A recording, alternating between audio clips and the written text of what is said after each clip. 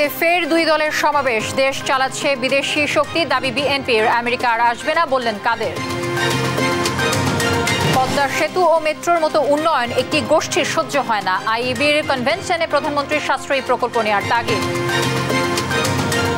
1 ঘন্টার বৃষ্টির চাপ নিতে পারেনি ঢাকা, বিভিন্ন স্থানে জলাবদ্ধতা, ভোগান্তি। কুইক রেসপন্স টিম করা হয়েছে জানালেন মেয়র। নিত্যপণ্যের ঊর্ধ্বগতিতে জনজীবনে নাবিশ্বাস, হিসাব মিলছে না নিম্ন ও মধ্য আয়ের মানুষের, দাবদাহের প্রভাব বলছেন বিক্রেতারা। এবং সোমালীয় জলদস্যুদের হাত থেকে মুক্ত এমভি আবদুল্লাহ বাংলাদেশ জলসীমায় সোমবার বিকেলে নোঙর করবে কুতুবদিয়ায়। সংবাদ রাতে শুনছিলেন একেএসটিএম টিভার সংবাদ শিরোনামগুলো, সঙ্গে রয়েছে আমি তানজিয়া জুথি। এবার জানাবো বিস্তারিত। আওয়ামী লীগ নয়, অদৃশ্য শক্তি দেশ চালাচ্ছে দাবি করে অদৃশ্য শক্তির নির্দেশে সরকার দেশের মানুষের সব অধিকার কেড়ে নিয়েছে বলে অভিযোগ করেছেন বিএনপি মহাসচিব মির্জা ফখরুল ইসলাম আলমগীর। সন্ত্রাসের ইতিহাস বিএনপির নেই দাবি করে বলেছেন, সন্ত্রাসের মধ্য দিয়েই আওয়ামী লীগের জন্ম। বিস্তারিত সাইফুল রিপনের প্রতিবেদনে থাকছে। বিএনপি চেয়ারপারসন খালেদা জিয়ার সুচিকিৎসা সহ নিঃশর্ত মুক্তি, ভারপ্রাপ্ত চেয়ারম্যান তারেক রহমানের মামলা প্রত্যাহার, যুব দলের সভাপতি সুলতান সালাউদ্দিন টুকু সহ সব রাজবন্দীর মুক্তির দাবিতে নয়াপল্টনে দলের কেন্দ্রীয় কার্যালয়ের সামনে বিক্ষোভ সমাবেশ করে জাতীয়তাবাদী যুবদল। যুবদল নেতারা দাবি করেন, বিক্ষোভ সমাবেশ থেকেই ফের গতি পাবে সরকার পতনের এক দফা আন্দোলন। প্রতিবেশী রাষ্ট্রকে ব্যবহার করে তারা টিকে আছে। বিএনপির প্রতিপক্ষ হওয়ার মতো সক্ষমতা আওয়ামী লীগের চলে গেছে। জেলায় জেলায় আমাদের সাংগঠনিক তৎপরতা শুরু করেছে এবং যার ভিত্তিতে আমরা মনে করি অচিরে আমরা আবার ঐক্যবদ্ধভাবে আন্দোলনে নেতৃত্ব দিতে পারব। রাজপথের কোনো না কোনো কর্মসূচি নিয়ে আমি আছি এবং যুবদল নির্ভীকভাবেই আছে। যুবদল নির্ভীকভাবেই রাজপথে আছে এবং থাকবে। নিশ্চিত বিজয়ের লক্ষ্যে লড়াই চালিয়ে যাওয়ার প্রত্যয় জানান যুবদলের সাবেক নেতারা। বিজয়ের বন্দরে না পৌঁছানো পর্যন্ত আমরা কেউ ঘরে ফিরে যাব না, এটাই হোক আজকে আমাদের শপথ। স্থায়ী কমিটির সদস্যরা বলেন, বর্তমান সরকার দেশের জন্য আপদ। জনগণের ভোটে নির্বাচিত না হওয়ায় জনগণের তোয়াক্কা করে না সরকার। বাংলাদেশকে মুক্ত না করতে পারে ৭১-এর ১৬ ডিসেম্বরের মতো, তাহলে আমরা জীবনও স্বাধীন থাকতে পারবো না। আমরা ওই সিটির ভোটারের মতো কারিগরি করবো। এই সরকার একটি আপদ, এই দেশের উপর একটি আপদ নাজিল হয়েছে। আসুন সবাই মিলে ঐক্যবদ্ধভাবে এই আপদ আমরা বিদায় করি। ক্ষমতার মসনদ হারানোর ভয়ে সরকার খালেদা জিয়াকে বিদেশে নিয়ে চিকিৎসার ব্যবস্থা করছে না অভিযোগ করেন বিএনপি মহাসচিব। আন্তর্জাতিক নেতৃবর্গ তাকে আহ্বান জানিয়েছে, কিন্তু তারা সেই কথা শুনছে না। কারণ তাদের উদ্দেশ্য একটাই, যে দেশনেত্রী বেগম খালেদা জিয়া মুক্তি হন, তাহলে তাদের যে শাসন, তাদের যে তত্ত্বাবধান, তাদের যে মসনদ, সেই মসনদ টিকে থাকবে না। জনগণের উত্তাল তরঙ্গের মধ্যে তা ভেসে যাবে। বলেন, গণতন্ত্রের মোড়কে পাকশালের মতো একদলীয় শাসন প্রতিষ্ঠা করতে চাইছে সরকার। আওয়ামী লীগ দাবি করে যে তারা দেশ চালাচ্ছে। আসলে কি তারা দেশ চালাচ্ছে? তারা দেশ চালায় না, এক অদৃশ্য শক্তি দেশ চালাচ্ছে বন্ধুগণ। এবং যাদের নির্দেশে তারা আজকে বাংলাদেশে মানুষের অধিকারগুলোকে কেড়ে নিয়েছে। বিএনপি কখনোই সন্ত্রাস করে নাই। বিএনপির সন্ত্রাসের ইতিহাস নেই। সন্ত্রাসের ইতিহাস আপনাদের। আমি বহুবার বলেছি, সন্ত্রাসের মধ্য দিয়ে আপনাদের জন্ম। বিরোধী মত দমনে বিচার বিভাগকে হাতিয়ার করা হয়েছে উল্লেখ করে বলেন, প্রতিবার নির্বাচনের নামে নতুন নতুন কৌশলে জনগণের সাথে তামাশা করছে সরকার। তামাশা, একটা কৌতুক। সাইফুল রিপন, দেশ টিভি, ঢাকা। এদিকে আওয়ামী লীগ সাধারণ সম্পাদক ওবায়দুল কাদের বলেছেন, ডোনাল্ড লিউ আসছে দেখে আবারও ক্ষমতার স্বপ্নে বিভোর বিএনপি, কিন্তু বিএনপির স্বপ্ন পূরণে আমেরিকার আসবে না। বিকেলে ঢাকা মহানগর উত্তর আওয়ামী লীগের শান্তি সমাবেশে এসব কথা বলেন তিনি। সভায় আওয়ামী লীগের কেন্দ্রীয় নেতারা জানান, আন্দোলনের নামে সহিংসতা করলে কোনো ছাড় নেই। তৌফিক মাহমুদ মুন্না জানাচ্ছেন এর বাকিটা। জাতীয় নির্বাচনের পর আবারও রাজপথে ক্ষমতাসীন আওয়ামী লীগ। দেশের জনগণের জানমাল রক্ষায় আবারও শান্তি সমাবেশে দলটি। ঢাকা মহানগর উত্তর আওয়ামী লীগ আয়োজন করে এই শান্তি সমাবেশ। আওয়ামী লীগের প্রেসিডেন্ট সদস্য জাহাঙ্গীর কবির নানকের উদ্যোগে মোহাম্মদপুর এলাকায় শান্তি সমাবেশ অনুষ্ঠিত হয়। সমাবেশ দুপুর 3টায় শুরু করা থাকলেও 2টার মধ্যে পুরো সমাবেশের স্থলে নেতাকর্মীদের পদচারণায় মুখর হয়ে ওঠে। উত্তর আওয়ামী লীগের বিভিন্ন ওয়ার্ড থানা থেকে নেতাকর্মীরা মিছিল সহকারে এই সমাবেশে যোগ দেন। ব্যানার ফেস্টুন নিয়ে পুরো সমাবেশস্থলে কানায় কানায় পূর্ণ হয়ে ওঠে। অলিতে গলিতেও ছড়িয়ে পড়ে সমাবেশে আসা নেতাকর্মীরা। উত্তর আওয়ামী লীগের নেতারা ছাড়াও বক্তব্য রাখেন আওয়ামী লীগের কেন্দ্রীয় নেতারা। যে কোনো পরিস্থিতিতে আওয়ামী লীগ প্রস্তুত উল্লেখ করে নেতারা বলেন, সহিংসতা হলে কোনো ছাড় নেই। এই বিএনপি গত 15 বছর আওয়ামী লীগকে পরাজিত করার জন্য, আওয়ামী লীগ সরকারকে পতন ঘটানোর জন্য এমন কোন পন্থা নাই যা তারা অবলম্বন না করেছে। মানুষ খুন থেকে শুরু করে চলন্ত গাড়িতে অগ্নিসংযোগ এবং মানুষ হত্যা এবং পেট্রোল বোমা মেরে ট্রেনে বাসে আগুন জ্বালিয়ে তারা অনেক চেষ্টা করেছে আওয়ামী লীগ সরকারের পতন ঘটাতে। তারিখ দিয়েছে, অমাবস্যা, পূর্ণিমা, রোজা, ঈদ উল ফিতর, ঈদ উল আজহা, পূজা পার্বণ বিভিন্ন সময় দিয়েছে। 10ই ডিসেম্বর অমুক তারিখ তমুক তারিখ, কোন তারিখে এই সরকারকে, জনগণের সরকারকে উৎখাত করা যায় নাই, জনগণ থেকে বিচ্ছিন্ন করা যায় না। প্রধান অতিথি হিসেবে সমাবেশে যোগ দেন আওয়ামী লীগ সাধারণ সম্পাদক ওবায়দুল কাদের। তিনি বলেন, আমেরিকা আর বিএনপির স্বপ্ন পূরণে আসবে না। ক্ষমতার স্বপ্নে বিভোর হয়ে গেছে। আরে বেকুবের দল, লু আসছেন বাংলাদেশে শেখ হাসিনা সরকারের সঙ্গে সম্পর্ক আরো এগিয়ে নিতে, বিএনপির স্বপ্ন পূরণের জন্য আমেরিকাও আর আসবে না। ভুয়া দলের আন্দোলন জনগণ বিশ্বাস করে না উল্লেখ করে ওবায়দুল কাদের জানান, খুব দ্রুতই সংকট কেটে যাবে। পাবলিক না থাকলে কি আন্দোলন হবে? ভুয়া ভুয়া আন্দোলন, ভুয়া সব নাটক, ভুয়া কর্মসূচি, ভুয়া বিএনপি হলো একটা ভুয়া। এ ভুয়া দলের ভুয়া আন্দোলন জনগণ বিশ্বাস করে না। ভারত আওয়ামী লীগের বন্ধু, আওয়ামী লীগ কারো দাসত্ব করে না, জানান আওয়ামী লীগ সাধারণ সম্পাদক তৌফিক মাহমুদ মুন্না, দেশ টিভি, ঢাকা।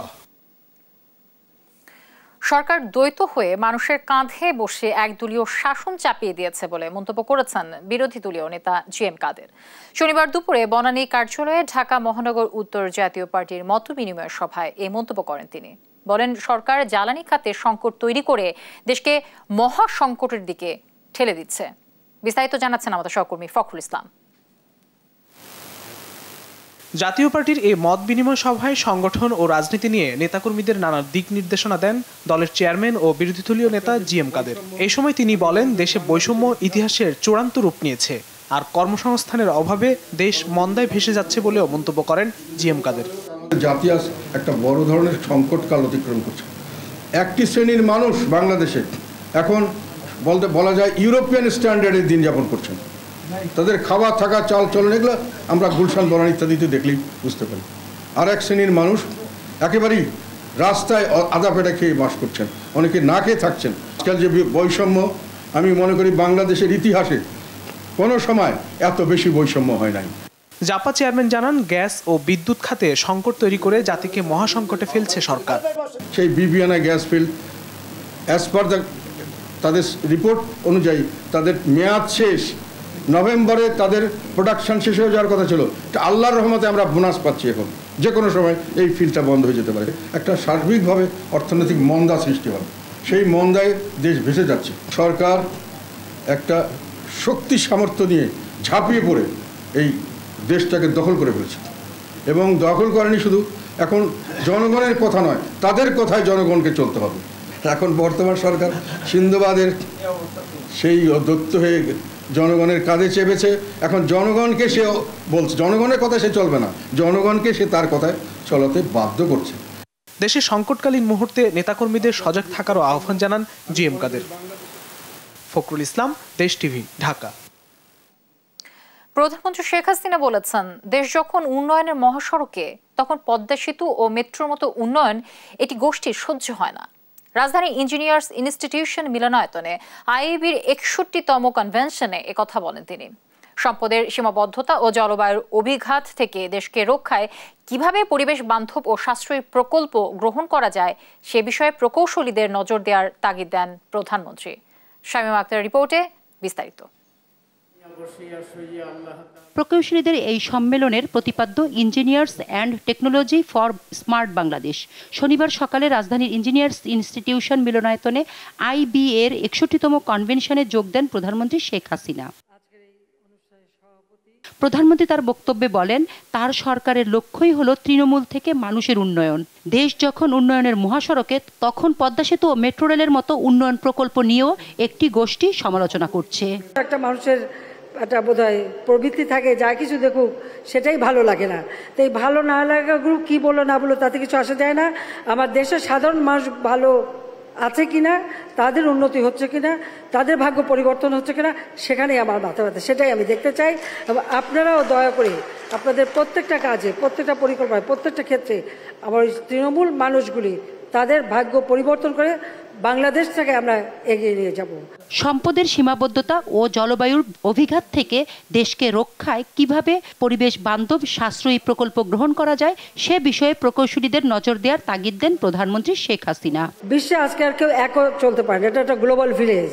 আজকে বিশ্বের সাথে আমাদের তাল মিলিয়ে চলতে হবে, বিশ্ব দরবারে মাথা উঁচু করে চলতে হবে, সেইভাবে আমাদের প্রস্তুতি নিতে হবে, সেইভাবে আমি পরিকল্পনা করছি। সময়ের সাথে তাল মিলিয়ে এই আমাদের পরিকল্পনাগুলিকে আরও যেখানে পরিবর্ধন করা দরকার, সংযোজন করা দরকার, সময়ের সাথে তাল মিলিয়ে সেটা করতে হবে। কোনোটা এই না যেটা করেছি দেখে ওটাই করতে হবে তা নয়। সময়ের প্রয়োজনে দেশের পরিবেশ, দেশের মানুষ, দেশের চাহিদা, বিদেশে আমাদের কর্মক্ষেত্র উন্মুক্ত সেই দিকে লক্ষ্য রেখেই করতে হবে, সেটা আমি চাই। প্রধানমন্ত্রী জানান, বিদ্যুতের চাহিদা মেটাতে বহুমুখী পদক্ষেপ নিয়েছে বর্তমান সরকার। আজকে আমরা 28,000 মেগাওয়াট বিদ্যুৎ উৎপাদনের সক্ষমতা রেখেছি। আমাদের লক্ষ্য যে 2030 সালের মধ্যে আমরা কতটুকু করব, 41 সালের মধ্যে আমরা কতটুকু করব। 41 সালের মধ্যে আমাদের লক্ষ্য হচ্ছে 60,000 মেগাওয়াটে উন্নীত করা, এবং আমাদের বিদ্যুৎ উৎপাদন আমরা বহুমুখী করছি। সেই ক্ষেত্রে আমি বলবো যে আমাদের প্রকৌশলীদেরও কিন্তু আসলে গবেষণা দরকার। মহাশূন্যে শীঘ্রই নতুন স্যাটেলাইট পাঠানোর হবে উল্লেখ করে প্রধানমন্ত্রী শেখ হাসিনা বলেন, বঙ্গবন্ধু স্যাটেলাইট 2 আরও বেশি ক্ষমতাসম্পন্ন ও শক্তিশালী হবে। শামীমা আক্তার, দেশ টিভি, ঢাকা। 1 ঘন্টার বৃষ্টির চাপ নিতে পারেনি ঢাকা, তলিয়েছে প্রধান সড়ক থেকে অলিগলি। হঠাৎ বৃষ্টিতে Mirpur, new market, green road, পুরান ঢাকা সহ বিভিন্ন এলাকায় তৈরি হয় জলাবদ্ধতা। এতে বিপাকে পড়তে হয়েছে স্কুলগামী শিক্ষার্থী, শ্রমজীবী ও চাকরিজীবীদের। সারা দেশে বৃষ্টি হলেও ঢাকায় সর্বোচ্চ বৃষ্টিপাত রেকর্ড করা হয়েছে 87 মিলিমিটার। আবহাওয়া অধিদপ্তর বলছে দেশে বৃষ্টিপাত অব্যাহত থাকবে আরও 3 দিন। মাইনুদ্দিন আরিফের রিপোর্টে বিস্তারিত। শনিবার সকাল থেকেই কালবৈশাখী ঝড়ের সঙ্গে মুষলধারে বৃষ্টি রাজধানী জুড়ে। ভোর থেকেই ছিল মেঘের গর্জন। সকাল 7:30টার দিকে নেমে এলো সন্ধ্যার অন্ধকার, কালো মেঘে ঢেকে যায় আকাশ। এরপরে নামে ঝুম বৃষ্টি।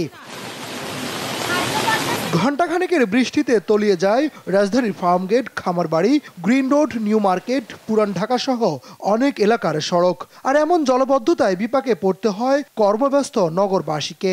অল্প বৃষ্টিতে এই অবস্থা, তাহলে বেশি হলে কি হবে?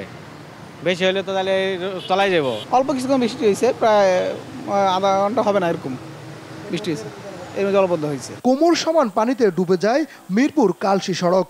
পানি ঢুকে বন্ধ হয়ে যায় অনেক যানবাহন।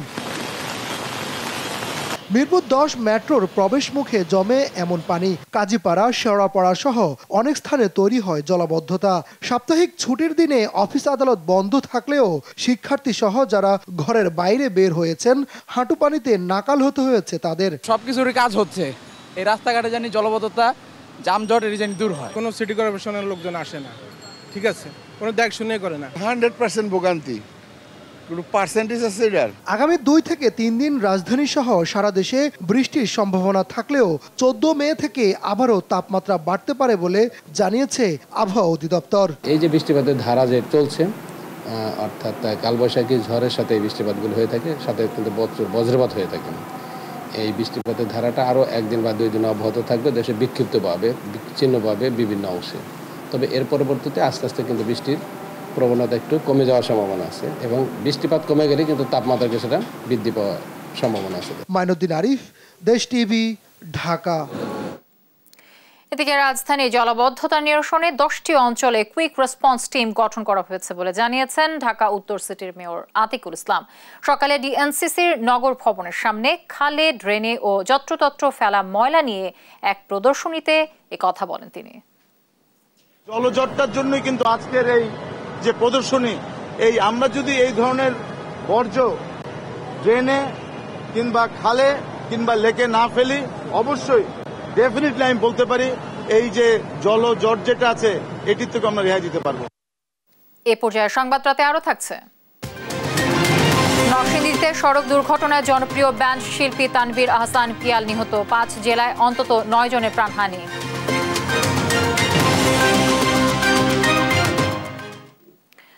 হঠাৎই অস্থির নিত্যপণ্যের বাজার, লাফিয়ে বাড়ছে মাছ, মাংস, ডিম ও মশলার দাম।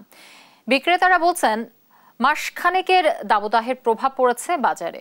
এদিকে বাজার নিয়ন্ত্রণে কার্যকর মনিটরিং সেল গঠনের দাবি জানিয়েছেন আয় ব্যয়ের হিসাব মেলানোতে হিমশিম ক্রেতাদের। ফজলে আদিত্যের রিপোর্টে আমরা বিস্তারিত জানব। সাধারণ মানুষের আমিষের চাহিদা যেন পূরণ হবার নয়। মুরগি কেজিতে 20 টাকা বেড়ে বিক্রি হচ্ছে 220 টাকায়, ডিম ডজনে বেড়েছে 20 থেকে 25 টাকা। মাংস ব্যবসায়ীরা বলছেন আগের দামে খাসি বিক্রি হচ্ছে 1200 টাকা পর্যন্ত, আর গরুর মাংস মানভেদে 780 থেকে 900 টাকা। মাছ বাজারের দৃশ্য প্রায় একই, রুই 300, তেলাপিয়া 200, বাইং 800 আর পাঙ্গাস 250 টাকায় বিক্রি হচ্ছে। এদিকে রাজধানীতে সকালে ঝুম বৃষ্টির প্রভাব পড়েছে সবজির বাজারে। একদিক দিয়ে পানি, আরেক দিক দিয়ে দাম বেশি দেখে কোনো কাস্টমার সাবাসে কুলে না খাইতো। অন্যদিন যেভাবে কাস্টমার যাচ্ছি, কাস্টমার খুবই কম। কেন? বৃষ্টির কারণে। সাদা ডিম ছিল হলো আপনার 110 টাকা, তো ওই ডিমটা হচ্ছে 135 টাকা। কৃষির গোস্ত 1200 টাকা কেজি, আর ছাগলের গোস্ত 1000 টাকা কেজি। আগের দামে আছে, দাম বাড়ে নাই। শুধু মুরগিতে বাড়ে তা তো না, আমি যে রিক্সায় করে আসবো এই গরমের কারণে ওরাও বলে যে আপা এত গরম 10 টাকা বেশি দেন, কারণ আমার তো ইনকাম বাড়ে না, সো আমার জন্য তো এটা সহনীয় না। দাম বৃদ্ধির কারণ হলো প্রচুর গরম পড়ছে, খামারে অনেক মুরগি নষ্ট হয়েছে, লক্ষ লক্ষ মুরগি, ডিম নষ্ট হয়েছে। মাছ মানে ছোট সাইজের মাছ 2200 টাকা কেজি, বুঝছেন? সাধারণ লোকের খাওয়ার কোনো কুল নাই। কোরবানির বাকি 1 মাস, এরই মধ্যে মশলার বাজারও চড়া, পণ্য ভেদে বেড়েছে 200 টাকা পর্যন্ত। এলাচ 3000 টাকা থেকে বেড়ে 3500 টাকা, জিরা ঠেকেছে 700 টাকায়। গত সপ্তাহে একটা এলাচ কিনছে হলো 3250, সেটা মনে হয় গতকালকে দেখছি 3400 টাকা। আর আপনার মশলার দামটা একটু বাড়ছে, ওটা প্রতি কেজিতে 150 থেকে 200 টাকা করে বাড়ছে। প্রতিদিনই আমার মনে হয় বাড়ছে, আজকে যা কিনবো কালকে দেখা যাচ্ছে তারও থেকে বেশি হয়ে যাচ্ছে। পুরো কন্ট্রোলের মধ্যে নাই তো। এই যে ডিমের হালিতে 20 টাকা বেড়ে গেছে, মাংসতে কেজিতে 200 টাকা বেড়ে গেছে, এটা কে দেখবে? এটা সরকার কোথায় দেখছে? নিত্যপণ্যের বেসামাল দর বৃদ্ধিতে নাবিশ্বাস ক্রেতারা, তাই লাগাম টানতে বাজার মনিটরিং সেল গঠনের তাগিদ সবার। ফজলে আদিত্য, দেশ টিভি, ঢাকা। বাংলাদেশের সাথে ভারতের সম্পর্ক এমন হওয়া উচিত যাতে যে দলই ক্ষমতায় থাকুক না কেন সে সম্পর্কই যেন অটুট থাকে, এমন মন্তব্য করেছেন বন, পরিবেশ ও জলবায়ু পরিবর্তন মন্ত্রী সাবের হোসেন চৌধুরী। শনিবার বিকেলে রাজধানীর ঢাকা ক্লাবে Indian Institute of Mass Communication Alumni অ্যাসোসিয়েশনের আয়োজনে সাংবাদিক এহসানুল করিম পুরস্কার বিতরণ অনুষ্ঠানে এসব কথা বলেন তিনি। আর সাংবাদিকদের কোনো দলের মুখাপেক্ষী না হয়ে কাজ করার আহ্বান জানান বক্তারা। এবারই প্রথম এহসানুল করিমের নামে এ পুরস্কারটি উৎসর্গ করা হয়। আর এই পুরস্কারটি শিক্ষা ও সাংবাদিকতায় অবদানের স্বীকৃতি হিসেবে সাংবাদিক আফসান চৌধুরীকে দেয়া হয়।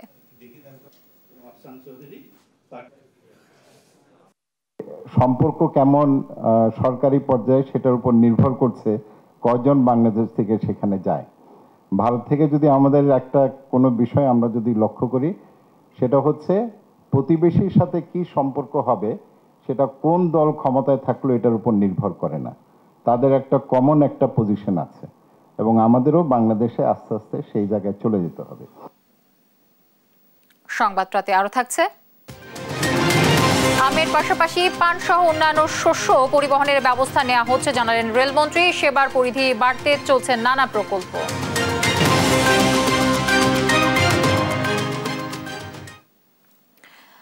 ভারত মহাসাগরে জলদস্যুদের হাত থেকে মুক্ত জাহাজ আব্দুল্লাহ বাংলাদেশের জলসীমায় প্রবেশ করেছে। সোমবার বিকেলে কক্সবাজারের কুতুবদিয়া পৌঁছবে জাহাজটি। আর 15 মে চট্টগ্রাম বন্দরে পৌঁছার খবরে ঈদের আনন্দ বইছে নাবিকদের পরিবারে। সহকর্মী AKM নাজিমের পাঠানো তথ্য ও চিত্রে টুম্পা আফরোজের রিপোর্ট। বাংলাদেশের পতাকাবাহী জাহাজ MV আব্দুল্লাহ বঙ্গোপসাগরে বাংলাদেশের জলসীমায় পৌঁছেছে। এটি এখন এগিয়ে আসছে কক্সবাজার অভিমুখে। আগামী সোমবার বিকেলে কুতুবদিয়ায় পৌঁছাবে জাহাজটি। সেখানে কিছু চুনাপাথর খালাস করা শেষে দুদিন পর জাহাজটি চট্টগ্রাম বন্দরের বহির্নোঙরে পৌঁছাবে। সেখানে খালাস করা হবে বাকি মালামাল। এ খবরে অনেকটা ঈদের আনন্দ শুরু হয়েছে সোমালিয়ার জলদস্যুদের জিম্মি দশা থেকে মুক্তি পাওয়া অপহৃত নাবিকদের পরিবারে। জিম্মিদের মুক্ত করতে প্রয়োজনীয় উদ্যোগ নেয় সরকার ও জাহাজটির মালিক পক্ষকে কৃতজ্ঞতা জানিয়েছে পরিবারের সদস্যরা। আনন্দে ভাসছে জাহাজের চিফ অফিসার মোহাম্মদ আতিকুল্লাহ খানের পরিবারও। আলহামদুলিল্লাহ সবাইকে আপাতত অবস্থায় দেশকে এই পরিবারকে ফেরত দিয়েছে, এটা আল্লাহর কাছে লাখ লাখ শুকর। সরকার যারা সব ব্যাপারে আসছিল, আমরা সবাই খুবই কৃতজ্ঞ। এদিকে জাহাজটির মালিক পক্ষ KSRM এর মিডিয়া সমন্বয়ক মিজানুল ইসলাম জানান, আগামী 13 মে কুতুবদিয়ায় চুনাপাথর খালাসের পর উদ্ধার পাওয়া 23 জন নাবিক সহ জাহাজটি চট্টগ্রাম বন্দরের বহির্নোঙরে প্রবেশ করবে। 13 তারিখ সন্ধ্যায় কুতুবদিয়া চ্যানেলে আসবে। ওখানে 2 দিন অবস্থান করার পর চট্টগ্রাম বন্দরে বহির্নোঙরে আসবে। জাহাজ চলতেছে আর কি, বঙ্গোপসাগর চলতেছে, কুতুবদিয়া অভিমুখে আসতেছে সবাই জাহাজ। কার্গো নিয়ে আফ্রিকার মোজাম্বিকের মাপুতো বন্দর থেকে দুবাই যাওয়ার পথে গত 12 মার্চ দুপুরে MV আব্দুল্লাহকে জিম্মি করে সোমালিয়ান দস্যুরা। প্রায় 1 মাস পর জলদস্যুদের দাবিকৃত মুক্তিপণ পরিশোধ করলে 13 এপ্রিল গভীর রাতে নাবিক সহ MV আব্দুল্লাহকে মুক্তি দেয় তারা। এর পরপরই সোমালিয়ান উপকূল থেকে আরব আমিরাতের পথে রওনা দেয় জাহাজটি। নিউজ ডেস্ক, দেশ টিভি। দিনাজপুর, ফরিদপুর ও নরসিংদী সহ 5 জেলায় সড়ক দুর্ঘটনায় প্রাণ হারিয়েছেন অন্তত 9 জন। এর মধ্যে নরসিংদীতে মারা গেছেন জনপ্রিয় ব্যান্ড শিল্পী তানভীর আহসান পিয়াল। এছাড়া দিনাজপুরে 2, নড়াইলে 1 জন এবং ফরিদপুরে 4 জন নিহত হয়েছেন। সহকর্মীদের তথ্য ও ছবিতে শুভশ্রী রায় প্রতিবেদন।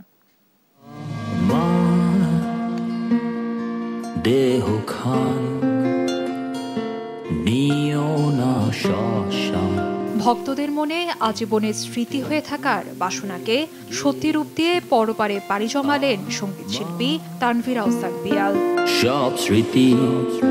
তরুণ প্রজন্মের জনপ্রিয় ব্যান্ড অড সিগনেচারের গায়ক ও গিটারিস্ট পিয়াল আত্মপ্রকাশের অল্প সময়ের মধ্যে মেধাবী উঠতি গায়কের কণ্ঠ চিরতরে থামিয়ে দিল আকস্মিক সড়ক দুর্ঘটনা।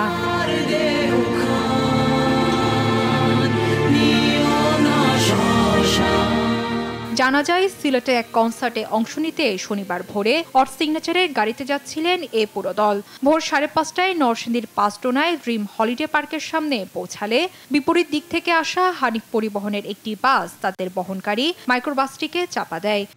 তো ওই গাড়ি একবারে দুমড়ে মুচড়া, সাথে সাথে 2 জন মারা গেছে। আমার ভাই ওনার ফ্রেন্ড ছিল, আমার ভাই কল করে আমাকে, তারপর আমরা ঘটনাস্থলে আইসা ওনার ডেড বডি দেখতে পাই।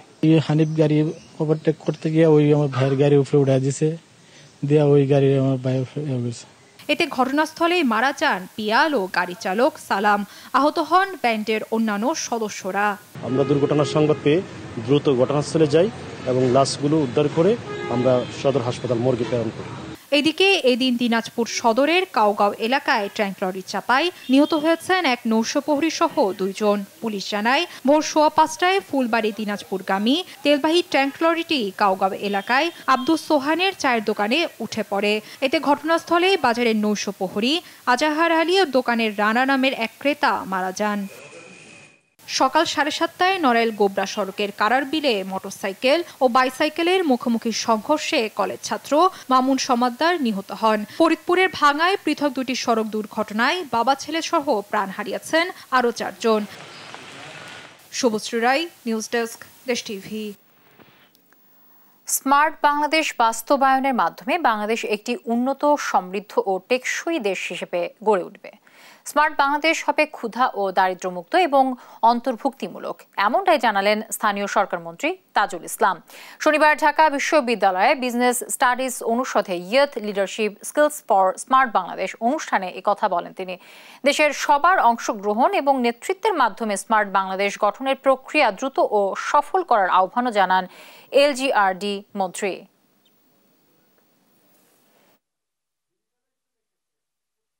Every step of life and everywhere আপনাকে স্মার্ট হইতে হবে, দ্যাট ইজ আপনি তখন আপনি সার্ভাইভ করতে পারবেন। আমরা স্মার্ট বাংলাদেশের জন্য কাজ করতেছি, সবাই মিলে কাজ করতে হবে। সারা পৃথিবীতে বহু দৃষ্টান্ত আছে, সবাই অনেক উন্নত হয়েছে, আমরা ইনশাআল্লাহ উন্নত হব এবং আমাদেরকে উন্নত হতে হলে শুধুমাত্র আর যদি না হয় আমরা দায়ী। আম পরিবহনের পাশাপাশি রেলে পানসহ অন্যান্য শস্য পরিবহনের ব্যবস্থাও নেওয়া হবে বলে জানিয়েছেন রেলমন্ত্রী জিল্লুল হাকিম। শনিবার দুপুরে রাজশাহী বিভাগীয় কমিশনারের কার্যালয়ে আম পরিবহন বিষয়ক সেমিনারে কথা বলেন মন্ত্রী। জানান, রেল সেবা আরও বাড়াতে প্রধানমন্ত্রীর নির্দেশনায় কাজ করে যাচ্ছে মন্ত্রণালয়। এ সময় রেলের মহাপরিচালক সরকার শাহাদাত আলী জানান, ভবিষ্যতে door to door um delivery ব্যবস্থা নেওয়া হবে।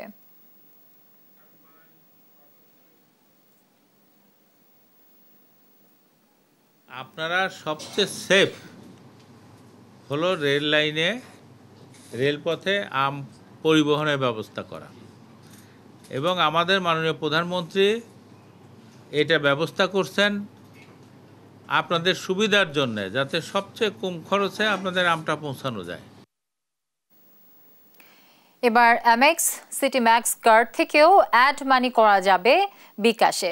এর ফলে লাখ লাখ গ্রাহক মুহূর্তেই বিকাশ অ্যাকাউন্টে টাকা আনতে পারছেন। শনিবার সিটি ব্যাংকের প্রধান কার্যালয়ে আনুষ্ঠানিকভাবে সেবাটির উদ্বোধন করা হয়।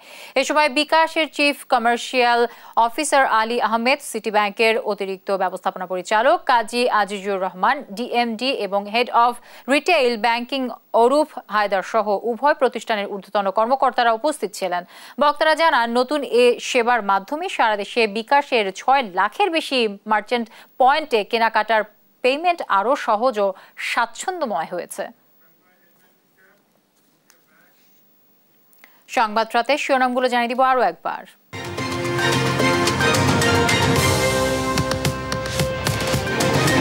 রাজধানীর ফের 2 দলের সমাবেশ, দেশ চালাচ্ছে বিদেশি শক্তি, দাবি বিএনপির। আমেরিকা আর আসবে না, বললেন কাদের।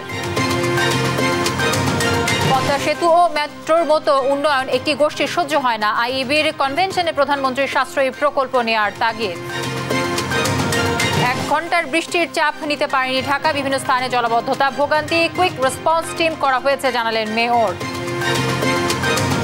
নিত্যপণ্যের ঊর্ধ্বগতিতে জনজীবনের নাভিশ্বাস, হিসাব মিলছে না নিম্ন ও মধ্য আয়ের মানুষের, দাবদাহের প্রভাব বলছেন বিক্রেতারা।